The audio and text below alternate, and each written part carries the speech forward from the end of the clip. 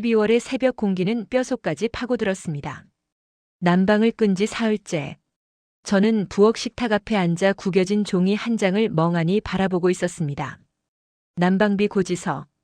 지난달에 2배가 넘는 금액이 적혀 있었습니다. 65년을 살아오면서 저는 단 한 번도 제 인생이 이렇게까지 무너질 거라고 생각해 본 적이 없었습니다.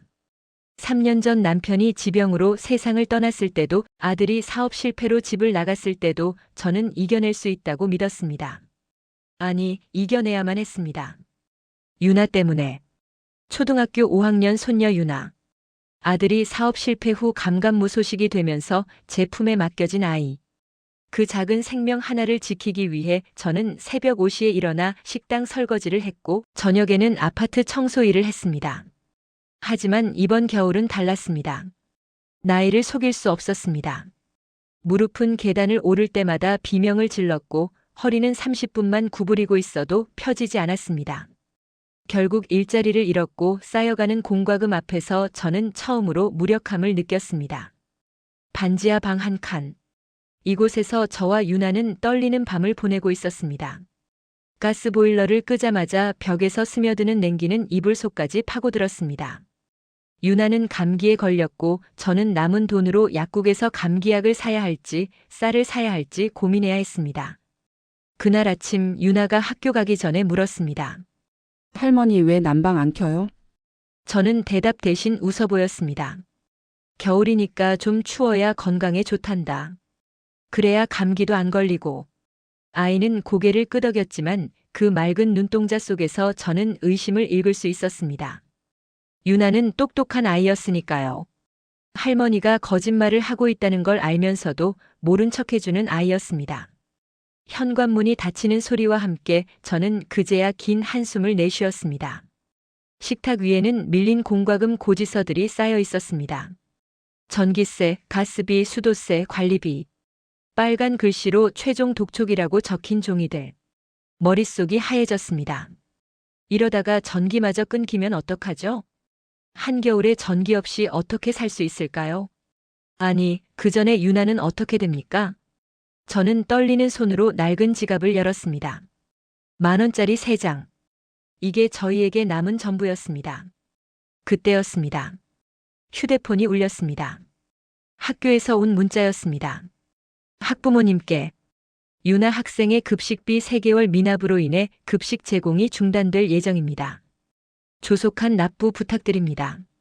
그 순간 저는 무너져 내렸습니다. 손녀에게 밥도 제대로 먹이지 못하는 할머니.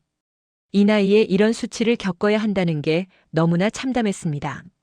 저는 울지 않으려고 입술을 깨물었습니다. 하지만 눈물은 제 의지와 상관없이 흘러내렸습니다. 어떻게 해야 할까요? 누구에게 손을 벌려야 할까요? 아니, 애초에 저 같은 노인을 도와줄 사람이 있기는 할까요? 그날 오후 저는 처음으로 동사무소 문을 두드렸습니다. 자존심을 버리고 무릎을 굽히는 심정으로 복지 상담실 앞에 섰습니다. 하지만 그곳에서 돌아온 건 차가운 현실뿐이었습니다. 어르신, 아드님이 계시잖아요. 부양 의무자가 있으시면 지원이 어렵습니다. 연락도 닿지 않는 아들. 3년 동안 한 푼도 보내지 않은 아들. 그 아들이 있다는 이유만으로 저는 아무런 도움도 받을 수 없었습니다. 집으로 돌아오는 길 저는 처음으로 생각했습니다. 이대로 포기하면 어떻게 될까? 유나를 아동센터에 맡기고 저는 혼자 살면 될까? 하지만 그 순간 학교에서 돌아온 유나의 얼굴이 떠올랐습니다. 작고 여린 그 아이가 할머니 없이 어떻게 살아갈 수 있을까요? 안 됩니다. 저는 고개를 저었습니다. 어떻게든 버텨야 합니다. 이 아이만큼은 지켜야 합니다. 그날 밤 저는 유나에게 이불을 2겹 덮어주며 말했습니다. 유나야, 오늘은 이불 속이 더 포근하게 느껴지지 않니? 아이는 고개를 끄덕이며 제 손을 꼭 잡았습니다. 할머니 손이 왜 이렇게 차가워요? 저는 대답할 수 없었습니다. 그저 아이의 작은 손을 꼭 쥐고 내일은 나아질 거라고 거짓말처럼 되뇌일 뿐이었습니다. 하지만 저는 몰랐습니다. 진짜 시련은 이제 시작일 뿐이라는 것을. 그로부터 사흘이 지났습니다. 유나의 행동이 달라지기 시작한 건 그때부터였습니다. 평소 학교에서 돌아오면 가방을 던져놓고 할머니 배고파요. 를 외치던 아이가 그날은 조용히 현관문을 열고 들어왔습니다. 가방을 꼭 끌어안은 채로요. 유나야, 학교 어땠어? 저는 부엌에서 라면을 끓이며 물었습니다. 요즘 우리 식탁에 오르는 건 라면이 전부였습니다. 하루에 한 끼, 두 사람이 나눠 먹는 라면 한 봉지. 하지만 유나는 대답 대신 고개만 끄덕였습니다. 뭔가 이상했습니다. 아이의 얼굴이 창백했습니다. 눈가가 붉게 부어 있었습니다. 울었던 걸까요? 아니면 감기가 더 심해진 걸까요? 어디 아픈 거니? 제가 다가가자 유나는 황급히 방으로 들어가며 말했습니다. 아니에요. 괜찮아요. 그리고 문을 닫아버렸습니다. 저는 닫힌 문 앞에 한참을 서 있었습니다. 가슴 한편이 무너져 내리는 것 같았습니다. 아이가 저를 피하고 있었습니다. 왜일까요? 제가 뭘 잘못한 걸까요? 저녁을 먹으며 저는 계속 유나를 관찰했습니다. 아이는 라면을 거의 먹지 않았습니다. 평소라면 국물까지 다 마셨을 유나가 면 몇 가닥만 건드리고는 젓가락을 내려놓았습니다. 맛없니? 할머니가 계란이라도 넣어줄까? 아니에요. 배가 안 고파요. 거짓말이었습니다. 아이의 배에서 꼬르륵 소리가 났으니까요. 하지만 유나는 고개를 저으며 자리에서 일어났습니다. 숙제해야 해요. 그리고 다시 방으로 들어갔습니다. 무언가 잘못되고 있었습니다. 저는 그날 밤 잠을 이룰 수 없었습니다. 얇은 벽 너머로 들려오는 유나의 움직임. 뭔가를 뒤적이는 소리. 작게 흐느끼는 듯한 소리. 다음 날 아침도 마찬가지였습니다. 유나는 학교 갈 준비를 하면서 내내 휴대폰을 들여다보고 있었습니다. 누군가와 계속 문자를 주고받는 것 같았습니다. 누구랑 문자하니? 제가 물었을 때 유나는 깜짝 놀라며 휴대폰을 가방 속에 숨겼습니다. 아무것도 아니에요. 학원은 오늘 가니? 안 가요. 학원. 사실 저는 이미 2달 전부터 학원비를 내지 못하고 있었습니다. 학원에서 온 독촉 전화를 받을 때마다 저는 다음 주에 꼭 입금하겠습니다라고 거짓말을 했습니다. 하지만 다음 주는 오지 않았습니다. 결국 지난주에 학원 원장님으로부터 최종 통보를 받았습니다. 어르신 더 이상은 어렵습니다. 유나가 수업을 듣지 못하게 하겠습니다. 저는 무릎을 꿇는 심정으로 빌었습니다. 딱 한 달만 더 기다려달라고. 하지만 냉정한 현실 앞에서 제 애원은 아무 소용이 없었습니다. 유나는 그 사실을 알고 있었습니다. 아이가 학원에 가지 않는다고 했을 때 저는 안도했으면서도 동시에 무너졌습니다. 다른 아이들은 학원에서 공부하는 시간에 제 손녀는 추운 반지하 방에서 혼자 있어야 했습니다. 유나야, 그럼 오늘 할머니랑 같이 있을까? 아니에요. 도서관 갈 거예요. 아이는 서둘러 집을 나갔습니다. 저는 창문 너머로 작은 등을 바라보며 눈물을 삼켰습니다. 그날 오후 저는 유나의 방을 청소하다가 이상한 것을 발견했습니다. 책상 서랍 깊숙한 곳에 숨겨진 메모지들. 펼쳐보니 거기엔 숫자들이 빼곡히 적혀 있었습니다. 급식비 12만 원, 학원비 35만 원, 전기세 8만 원, 가스비 15만 원. 유나가 적은 글씨였습니다. 제 손이 떨렸습니다. 11살 아이가 집안의 빚을 계산하고 있었습니다. 어른도 감당하기 힘든 무게를 이 작은 어깨가 짊어지고 있었습니다. 메모지 아래쪽에는 이런 글씨도 있었습니다. 어떻게 하면 돈을 벌 수 있을까? 그 순간 저는 주저앉고 말았습니다. 아이를 지키려고 버텼는데 아이가 저 때문에 무너지고 있었습니다. 저는 할머니가 아니라 짐이었습니다. 이 아이에게 짐만 되는 늙은이였습니다. 저녁 무렵 유나가 돌아왔을 때 저는 아무렇지 않은 척 물었습니다. 도서관에서 공부 많이 했니? 네. 하지만 아이의 가방에서는 책이 아니라 전단지 몇 장이 삐져나와 있었습니다. 아르바이트 구합니다라고 적힌 전단지들이었습니다. 11살 아이가 아르바이트를 찾고 있었습니다. 저는 그날 밤 유나가 잠든 후 아이의 휴대폰을 몰래 확인했습니다. 나쁜 할머니인 건 알았습니다. 하지만 저는 확인해야 했습니다. 제 손녀에게 무슨 일이 일어나고 있는지. 문자함을 열었을 때 저는 숨이 멎는 줄 알았습니다. 낯선 번호에서 온 문자들이 수십 개 쌓여 있었습니다. 시급 좋은 일 있어. 초등학생도 가능. 연락 바람. 쉬운 일로 하루 5만 원 벌 수 있음. 비밀 보장. 어린 친구들 환영. 부모님 몰래 가능. 제 심장이 얼어붙었습니다. 이건 단순한 아르바이트 제안이 아니었습니다. 아이들을 노리는 범죄였습니다. 그리고 유나가 보낸 답장도 보였습니다. 언제 만날 수 있나요?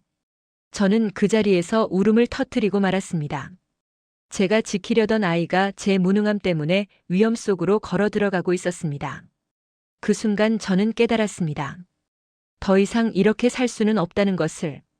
자존심이고 뭐고 이제는 다 버려야 한다는 것을. 이 아이를 지키기 위해서라면 저는 무엇이든 해야 한다는 것을. 하지만 어떻게요? 누구에게 손을 벌려야 하죠? 이미 모든 문은 닫혀 있었습니다. 그날 밤 제 악몽은 현실이 되었습니다. 저녁 8시. 갑자기 집안의 모든 불이 꺼졌습니다. 딸깍. 스위치를 눌러도 아무 반응이 없었습니다. 냉장고 돌아가는 소리도 보일러 작동하는 소리도 멈췄습니다.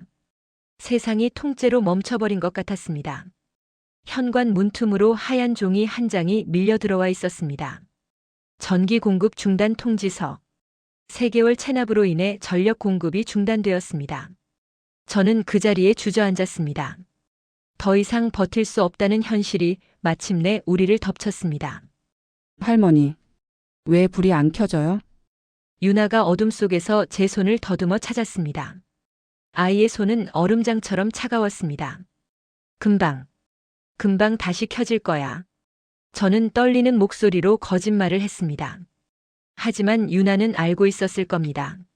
할머니가 또 거짓말을 하고 있다는 것을. 그날 밤은 지옥 같았습니다. 12월에 반지하는 냉동실이 따로 없었습니다. 전기가 끊기자 보일러도 멈췄고 온기라고는 단 한 줌도 남아있지 않았습니다. 저는 집에 있는 이불을 전부 꺼내 유나에게 덮어줬습니다. 아이는 이불 속에서 덜덜 떨고 있었습니다. 할머니도 들어와요. 할머니는 안 추우니까 괜찮아. 또 거짓말이었습니다. 저는 너무 추워서 이가 딱딱 부딪혔습니다. 손가락 끝의 감각이 사라졌습니다. 무릎 관절이 꽁꽁 얼어붙는 것 같았습니다. 하지만 저는 움직일 수 없었습니다. 어둠 속에서 유나의 떨리는 숨소리를 들으며 저는 생각했습니다. 이게 내가 손녀에게 줄 수 있는 전부인가? 추위와 어둠과 두려움만 주는 할머니인가? 새벽 3시쯤 유나가 작은 목소리로 말했습니다. 할머니, 저 내일 학교 안 가면 안 돼요? 왜? 어디 아프니? 아니요. 그냥 할머니 혼자 두고 가기 싫어요. 그 말에 제 가슴이 찢어졌습니다. 아이가 저를 걱정하고 있었습니다. 지켜줘야 할 할머니를 11살 아이가 걱정하고 있었습니다. 다음 날 아침 저는 유나를 억지로 학교에 보냈습니다. 학교 가야지. 공부해야지. 하지만 할머니, 할머니는 괜찮아. 낮에는 햇빛도 들어오고 따뜻할 거야. 물론 거짓말이었습니다. 반지하에 햇빛 같은 건 들어오지 않았습니다. 유나가 집을 나서고 저는 홀로 남았습니다. 텅 빈 냉장고, 멈춰버린 보일러, 꺼진 불빛들. 이것이 제 인생의 끝인가 싶었습니다. 그때 누군가 문을 두드렸습니다. 열어보세요. 낯선 남자의 목소리였습니다. 문을 열자 정장을 입은 2명의 남자가 서 있었습니다. 박순자 씨 맞으시죠? 관리비 6개월 체납으로 인해 퇴거 안내 드립니다. 일주일 안에 집을 비워주시기 바랍니다. 퇴거. 제 귀를 의심했습니다. 일주일이요? 지금 겨울인데. 손녀가 있는데. 죄송하지만 규정입니다. 체납 금액을 즉시 납부하시든지 집을 비워주시든지 선택하셔야 합니다. 문이 닫혔습니다. 저는 그 자리에서 무너져 내렸습니다. 이제 집마저 잃게 된 겁니까? 유나와 저는 거리로 내몰리는 겁니까? 한겨울에 저는 떨리는 손으로 휴대폰을 꺼냈습니다. 3년 동안 한 번도 전화하지 않았던 번호. 아들의 번호를 눌렀습니다. 신호음이 길게 울렸습니다. 1번, 2번, 3번. 죄송합니다. 전화를 받을 수 없습니다. 자동응답기였습니다. 저는 문자를 보냈습니다. 아들아, 엄마다. 지금 정말 힘들어. 유나랑 집에서 쫓겨날 것 같아. 제발 전화 좀 해줘. 하지만 답장은 오지 않았습니다. 시간이 흘러도 하루가 지나도 아무 연락이 없었습니다. 저는 포기했습니다. 아들에게 기대하는 것을요. 오후 4시 유나가 학교에서 돌아왔습니다. 아이는 집안의 상황을 보고도 아무 말이 없었습니다.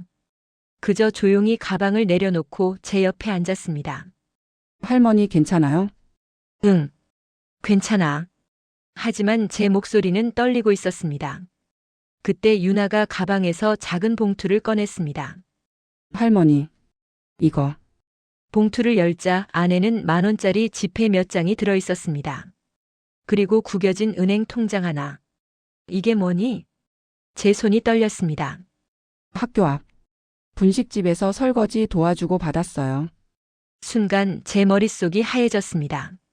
뭐라고? 괜찮아요, 할머니. 점심시간에만 1시간씩 도와주는 거예요. 힘들지도 않아요. 유나야. 그리고 이 통장은 어제 길에서 주웠어요. 주인을 찾으려고 했는데 연락처가 없어서.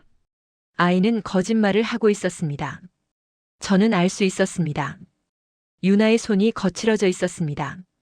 손가락에 밴드를 붙인 자국도 보였습니다. 설거지를 하다가 다친 거였습니다. 왜 이런 걸 했어? 너는 아직 아이잖아. 제 목소리가 커졌습니다.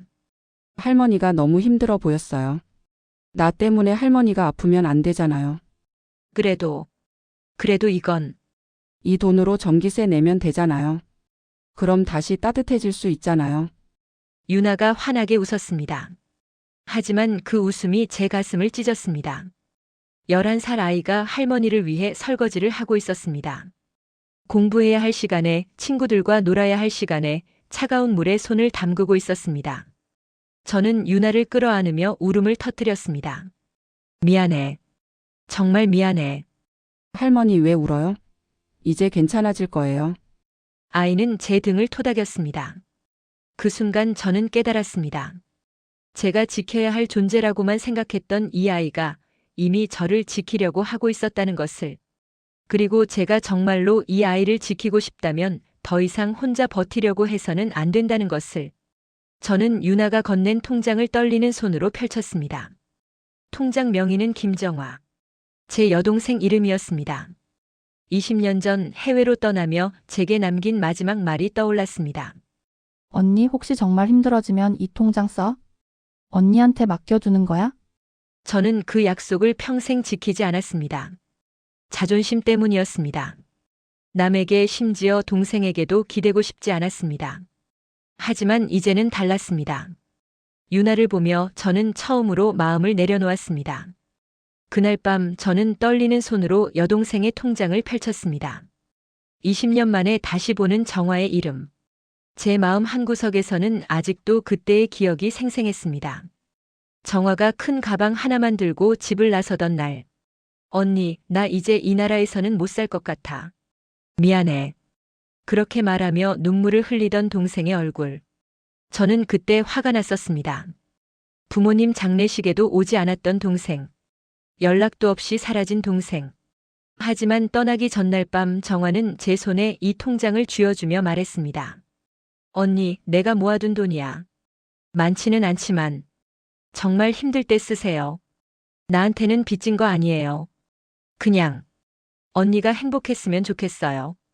저는 그 통장을 한 번도 열어보지 않았습니다. 자존심이 허락하지 않았습니다. 하지만 이제 유나의 거친 손을 보며 저는 더 이상 버틸 수 없었습니다.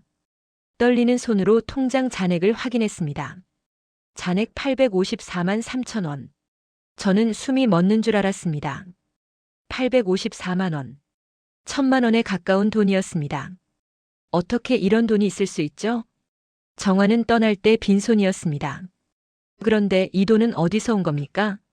통장을 더 살펴보니 거래 내역이 보였습니다. 매달 10일 50만 원씩 입금된 기록. 20년 동안 한 달도 빠짐없이. 정화였습니다. 해외에서 동생은 매달 제게 돈을 보내고 있었던 겁니다. 제가 모르는 사이에 제 눈에서 눈물이 흘러내렸습니다. 저는 동생을 원망했습니다. 연락도 없이 떠났다고 가족을 버렸다고. 하지만 정화는 단 한 달도 저를 잊은 적이 없었습니다. 할머니, 왜 울어요? 유나가 걱정스러운 얼굴로 제 손을 잡았습니다. 아니야. 괜찮아. 이제 정말 괜찮을 거야. 저는 다음 날 아침 일찍 집을 나섰습니다. 먼저 은행에 갔습니다. 밀린 공과금을 모두 납부했습니다. 전기세, 가스비, 수도세, 관리비. 빨간 글씨로 가득했던 고지서들이 마침내 정리되었습니다. 그리고 전력공사에 연락했습니다. 전기 재개 신청합니다. 네, 오늘 오후에 복구 가능합니다. 전화를 끊고 저는 한참을 그 자리에 서 있었습니다.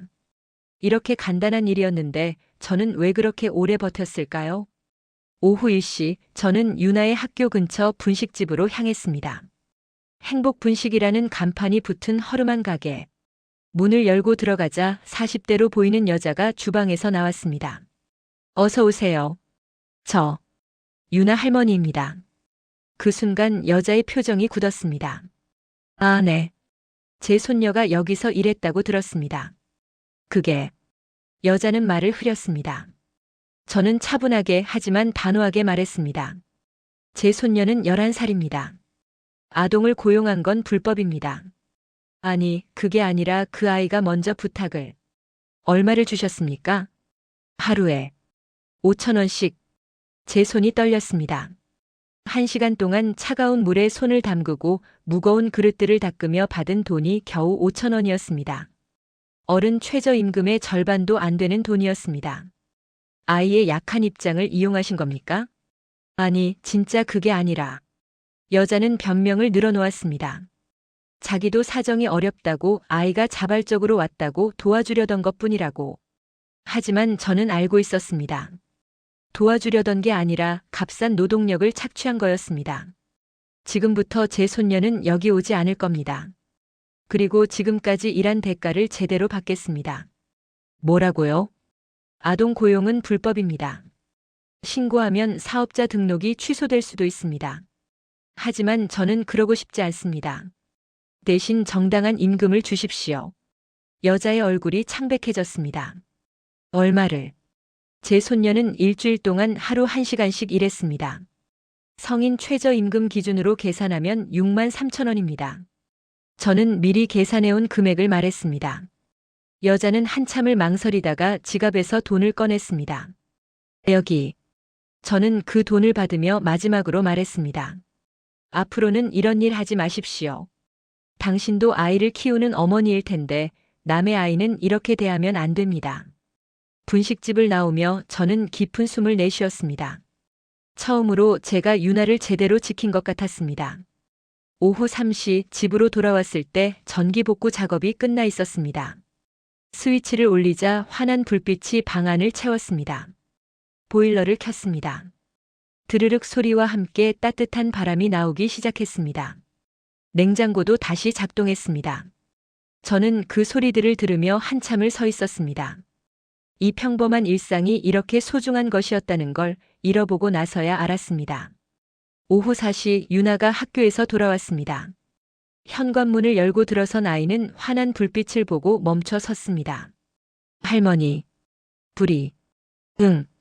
다시 켜졌어. 어떡해요? 할머니가 해결했어.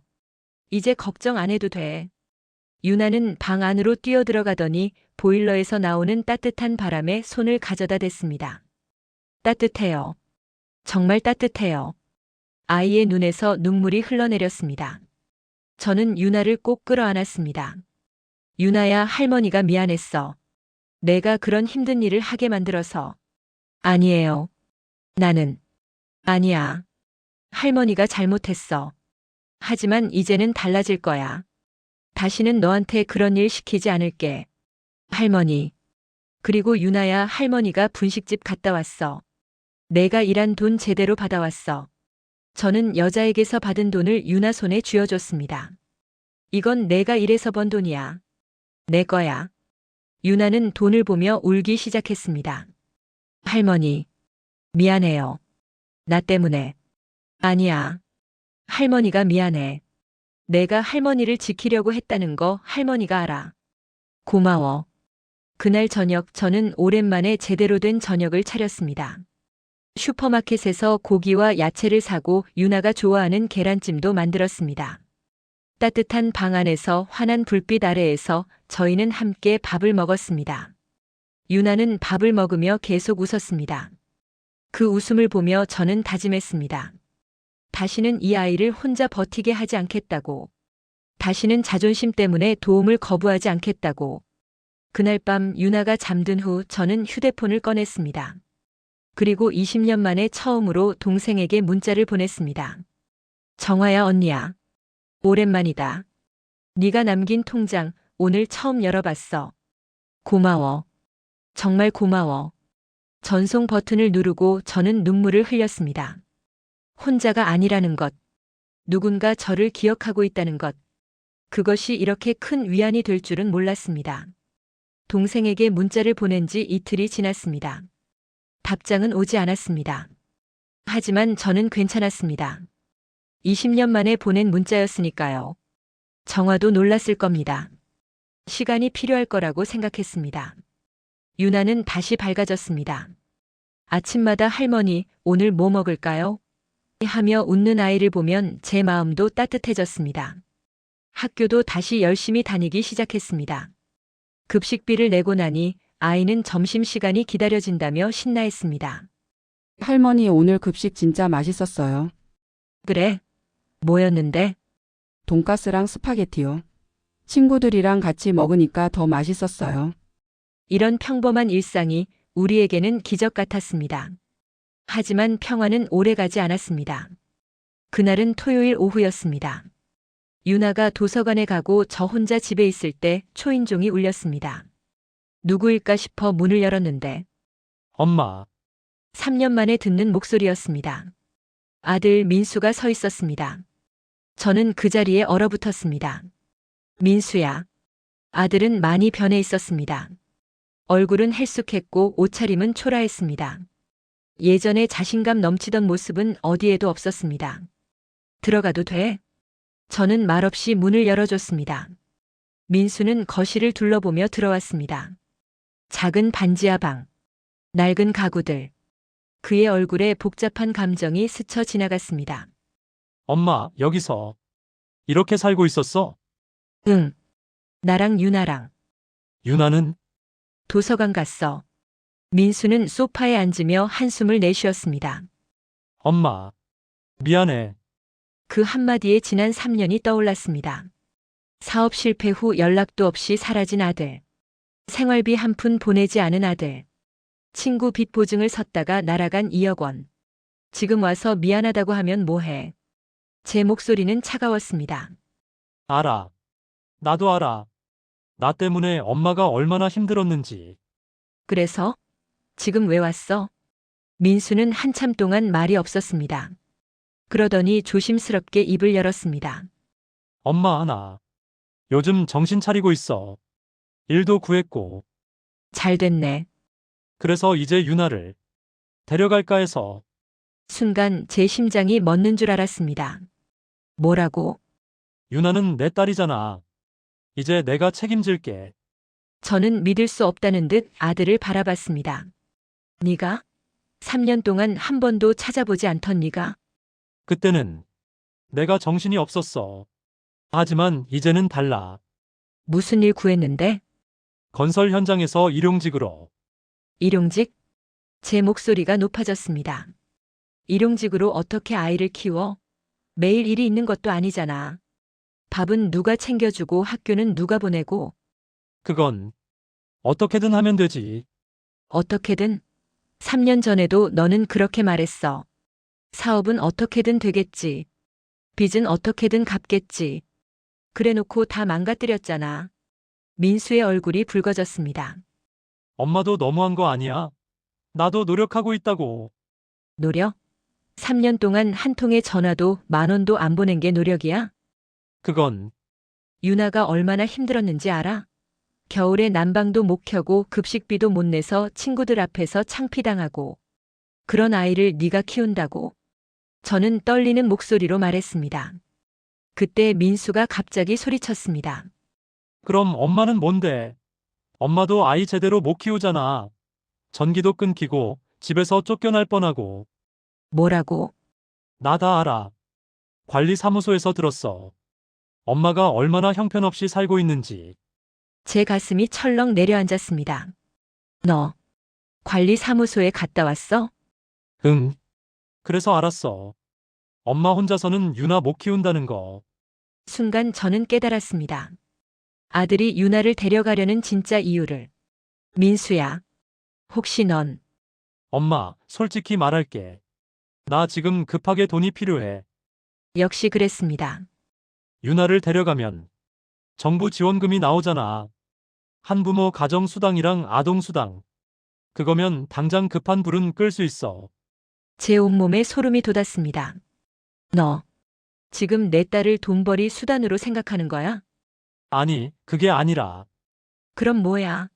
아이를 사랑해서 데려가는 게 아니라 지원금 때문에 데려가겠다는 거잖아. 엄마도 이해 좀 해봐. 나도 빚쟁이들한테 쫓기고 있다고. 그래서 내 딸을 팔아넘기려는 거야? 민수는 더 이상 변명하지 않았습니다. 그저 자리에서 일어나며 말했습니다. 어쨌든 유나는 법적으로 내 딸이야. 내가 데려가겠다고 하면 엄마가 막을 수 없어. 민수야, 다음 주까지 생각해봐. 자진해서 보내든지 아니면 법적으로 해결하든지. 그리고 아들은 문을 박차고 나갔습니다. 저는 그 자리에 주저앉았습니다. 온몸이 떨렸습니다. 3년 만에 나타난 아들은 딸이 그리워서가 아니라 돈이 필요해서 온 거였습니다. 유나를 지원금 받는 도구로 생각하고 있었습니다. 그 순간 현관문이 열렸습니다. 할머니 다녀왔어요. 유나였습니다. 아이는 환하게 웃으며 들어왔습니다. 할머니 도서관에서 재밌는 책 빌렸어요. 같이 볼래요? 저는 유나를 바라보며 눈물을 참았습니다. 이 아이를 저 인간에게 보낼 수는 없었습니다. 절대로. 하지만 어떻게 해야 할까요? 법적으로 민수가 친권자였습니다. 아무리 제가 3년 동안 키웠어도 법은 아버지 편이었습니다. 그날 밤 저는 잠을 이룰 수 없었습니다. 머릿속으로 온갖 생각이 휘몰아쳤습니다. 유나를 데려가는 민수. 지원금을 받아 빚을 갚는 민수. 그리고 방치되는 유나. 상상만으로도 끔찍했습니다. 새벽 3시 저는 결심했습니다. 싸워야 한다고. 비록 법이 제 편이 아니더라도 유나를 지키기 위해서라면 무엇이든 하겠다고. 그때 휴대폰이 울렸습니다. 새벽에 온 문자. 발신자는 정화였습니다. 20년 만에 온 동생의 답장이었습니다. 언니? 문자 봤어? 언니 목소리 듣고 싶어? 지금 전화해도 돼? 저는 떨리는 손으로 전화를 걸었습니다. 신호음이 2번 울리자 낯설면서도 그리운 목소리가 들렸습니다. 언니? 20년 만에 듣는 동생의 목소리. 저는 그 목소리를 듣자마자 울음을 터뜨리고 말았습니다. 정화야. 언니 괜찮아? 무슨 일 있어? 저는 그동안의 일들을 쏟아냈습니다. 남편의 죽음, 아들의 실패, 유나와의 힘든 시간들. 그리고 오늘 있었던 일까지. 정화는 제 이야기를 끝까지 들어주었습니다. 그리고 말했습니다. 언니 내가 도와줄게. 뭐라고? 유나를 지킬 방법이 있어? 내가 한국 들어갈게. 사흘 후 인천공항. 저는 떨리는 마음으로 도착장 앞에 서 있었습니다. 20년입니다. 20년 만에 동생을 만나는 겁니다. 자동문이 열리고 사람들이 쏟아져 나왔습니다. 저는 그 인파 속에서 정화를 찾았습니다. 그리고 그 순간 저는 그녀를 알아봤습니다. 머리는 희끗희끗 세었지만 걸음거리며 눈빛은 여전히 제가 기억하는 그 동생이었습니다. 언니? 정화가 저를 보자마자 달려왔습니다. 저희는 공항 한복판에서 서로를 끌어안았습니다. 주변 사람들의 시선 따위는 신경 쓰지 않았습니다. 미안해. 정말 미안해. 정화가 제 등을 쓸어주며 말했습니다. 아니야. 내가 미안해. 내 마음도 모르고. 얼마나 울었을까요? 한참을 울고 나서야 저희는 겨우 정신을 차렸습니다. 공항을 빠져나와 카페에 앉았을 때 정화는 제 손을 꼭 잡았습니다. 언니 이제 자세히 말해봐. 민수가 정확히 뭐라고 했어? 저는 그날의 일을 다시 한번 설명했습니다. 민수가 유나를 데려가겠다고 한 것, 법적으로 친권이 자기에게 있다고 주장한 것, 그리고 지원금이 필요하다고 솔직하게 털어놓은 것까지. 정화의 표정이 굳어졌습니다. 그 인간이? 저는 처음으로 동생의 입에서 욕에 가까운 말을 들었습니다. 언니 걱정 마. 내가 방법을 찾아왔어. 무슨 방법? 정화는 가방에서 서류 봉투를 꺼냈습니다. 이거 봐. 나 캐나다에서 변호사 일했어. 가족법 전문이야. 저는 놀라서 동생을 바라봤습니다. 변호사? 응. 20년 동안 정말 열심히 살았어. 언니한테 떳떳해지고 싶어서. 정화는 서류를 펼쳤습니다. 민수가 친권자인 건 맞아. 하지만 친권 행사가 아동의 복리에 반한다면 이야기가 달라져. 특히 3년 동안 양육을 방기한 기록이 있다면? 하지만 증거가. 있어. 언니가 혼자 유나를 키운 기록, 학교 서류, 병원 기록, 통장 거래 내역. 다 증거가 돼. 정화는 차분하게 설명했습니다. 그리고 민수가 지원금 때문에 아이를 데려가려 한다는 것.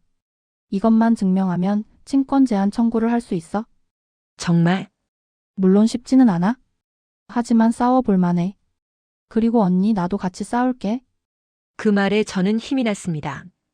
혼자가 아니라는 것. 누군가 제 편에 서준다는 것. 그것만으로도 세상이 달라 보였습니다. 다음 날 정화는 바로 행동에 나섰습니다. 먼저 유나의 학교를 방문했습니다. 담임 선생님을 만나 지난 3년간의 기록을 요청했습니다. 유나 학부모이신가요? 이모 할머니입니다. 아이의 양육권 문제로 증거 자료가 필요합니다. 선생님은 잠시 망설이다가 파일을 꺼냈습니다. 사실 유나 아버지가 3년 동안 단 한 번도 학교 행사에 참석한 적이 없어요. 학부모 상담 요청에도 응하지 않았고요. 반면 할머니는 할머니는요? 매번 오셨어요. 비가 오나 눈이 오나 심지어 몸이 아파도 꼭 오셔서 유나 이야기를 들으셨죠. 그 말을 듣는 순간 제 눈에서 눈물이 흘렀습니다. 선생님은 기록들을 출력해서 건네주며 말했습니다. 유나는 정말 좋은 아이예요. 할머니가 잘 키우셨어요. 그 아이를 지켜주세요. 병원도 방문했습니다. 유나가 감기로 치료받았던 기록, 예방접종 기록. 모든 서류에는 보호자란에 조모 박순자라고 적혀 있었습니다.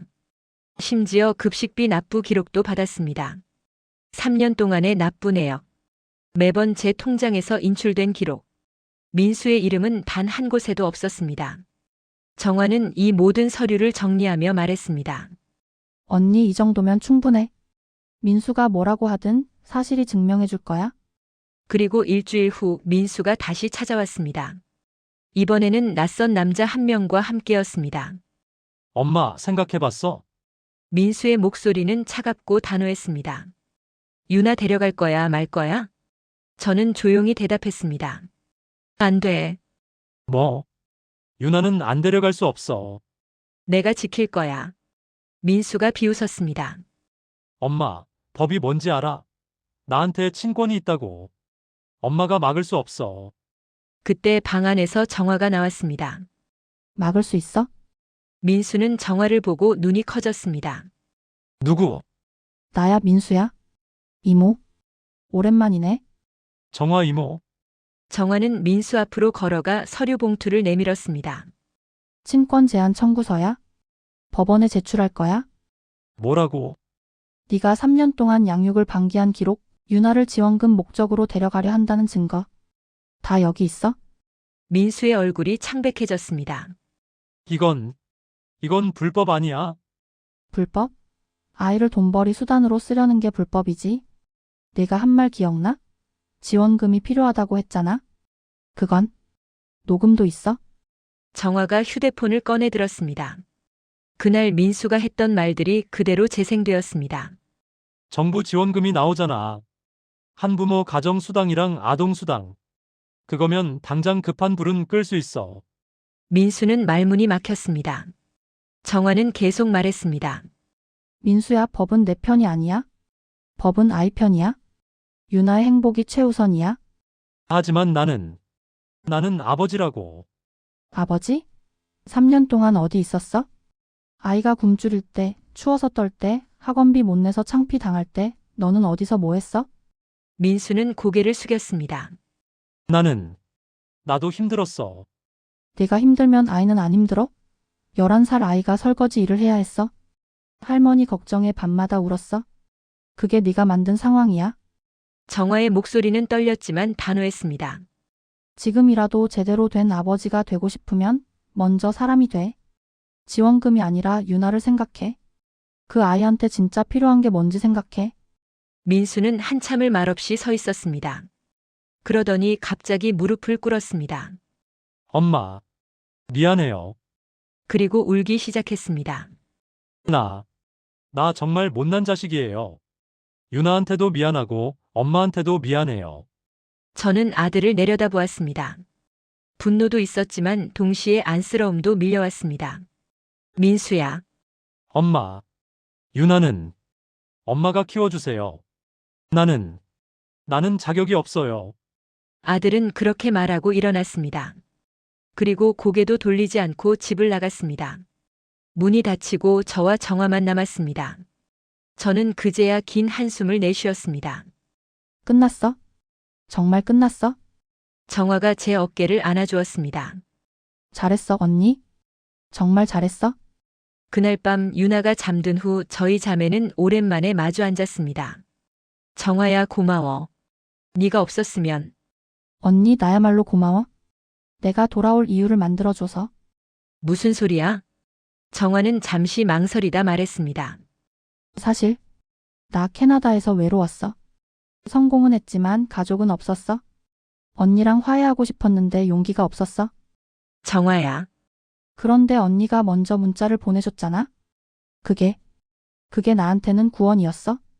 저희는 다시 한번 서로를 끌어안았습니다.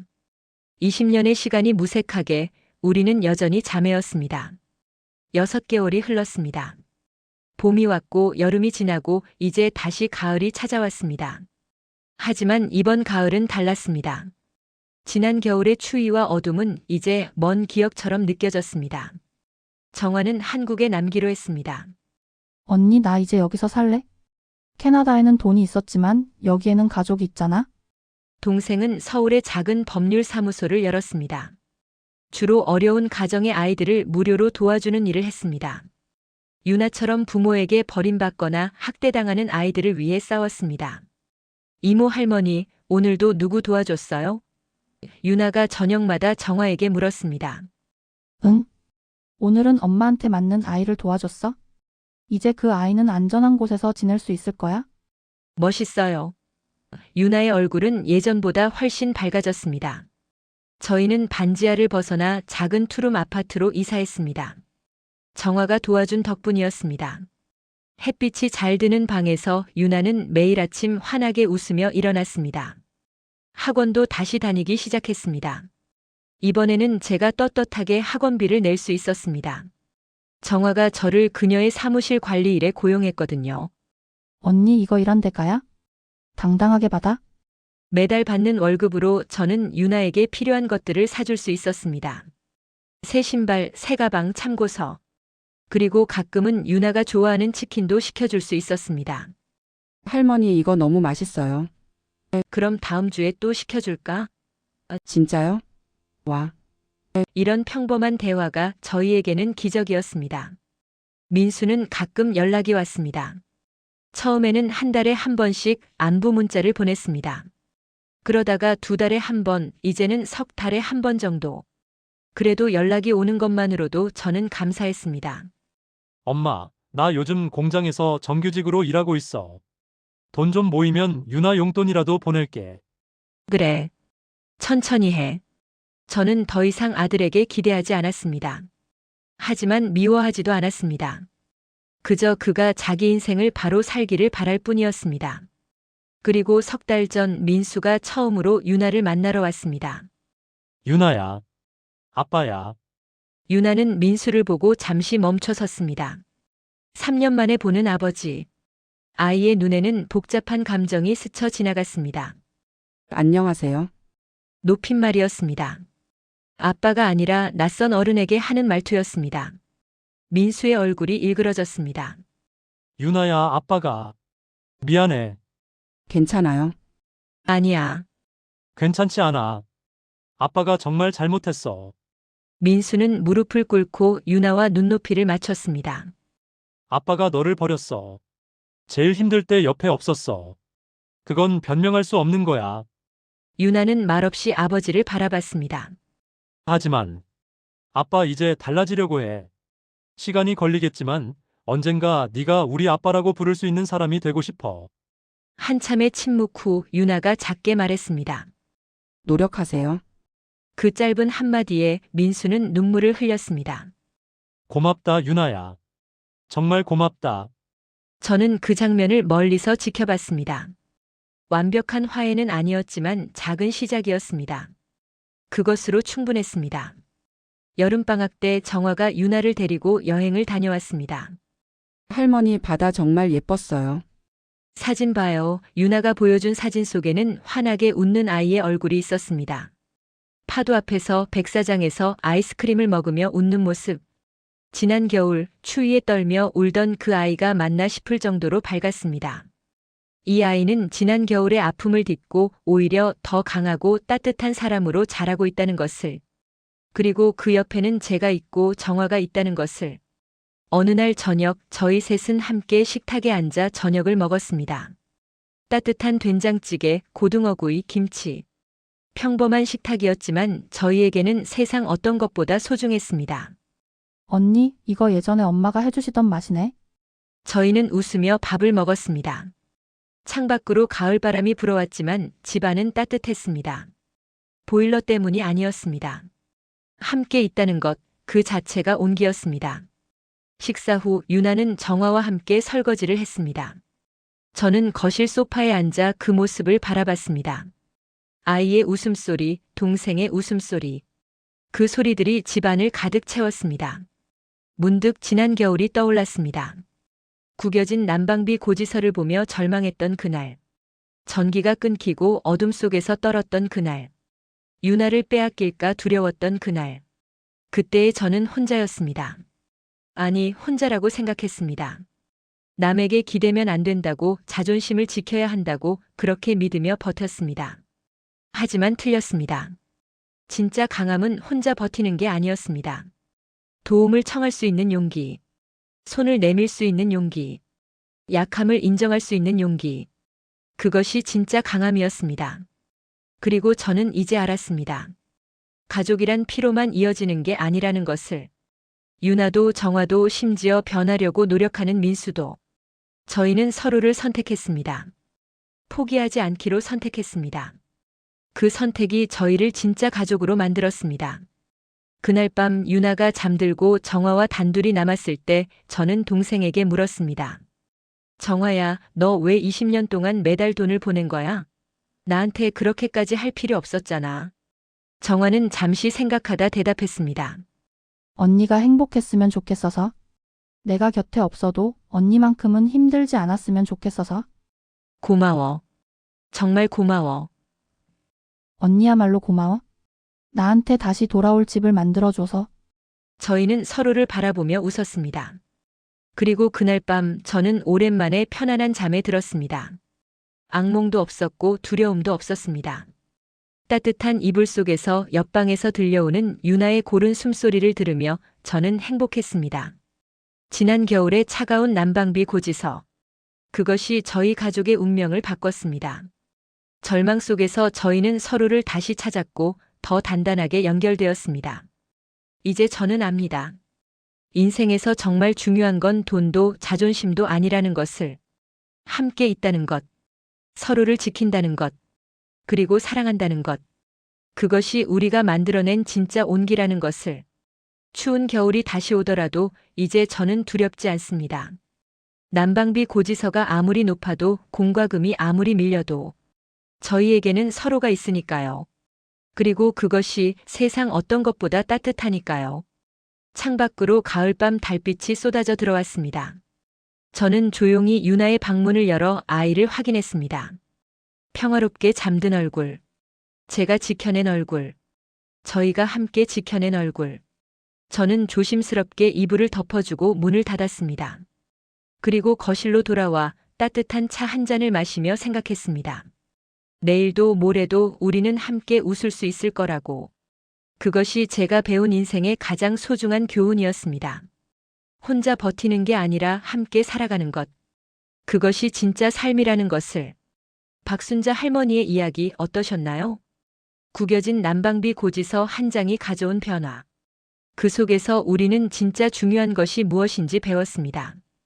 혼자 버티는 것이 강함이 아니라 도움을 청할 수 있는 용기가 진짜 강함이라는 것. 자존심보다 소중한 것은 우리 곁에 있는 사람들의 온기라는 것. 그리고 가족이란 피로만 이어지는 게 아니라 서로를 포기하지 않기로 선택하는 것이라는 것을. 여러분도 혹시 지금 힘든 시간을 보내고 계신가요? 혼자 감당하기 어려운 무게를 짊어지고 계신가요? 부디 기억하세요. 당신은 혼자가 아닙니다.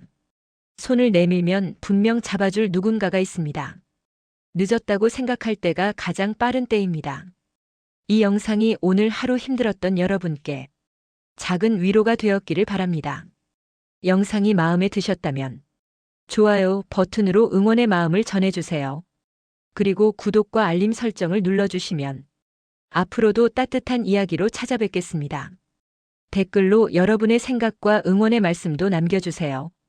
여러분의 한마디 한마디가 누군가에게는 큰 힘이 됩니다.